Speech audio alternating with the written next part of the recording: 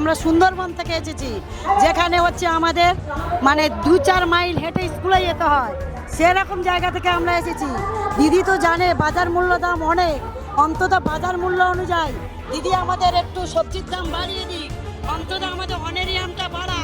আমরা এই 10 দফা দাবি এলাম, দিদি আমাদের কোনো কথা রাখেনি।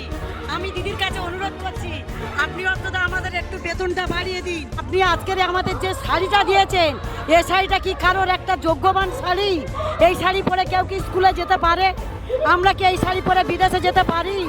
এই দিদি আমার শাড়ি দিয়েছে, এই শাড়িটা যদি আমরা চলে দিই, কেউ পামুস্তো চাইবে না। আমরা কি দিদির কাছে কি এমন ভিক্ষা চাইছি?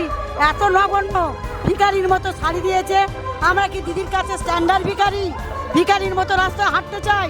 তাই দিদির কাছে আমি আবেদন করছি যে দিদি অন্তত আমাদের দিকে একটু তাকাক। বাংলা হান্টের আরো খবর দেখতে নজর রাখুন। বাংলা খবর মানেই বাংলা হান্ট।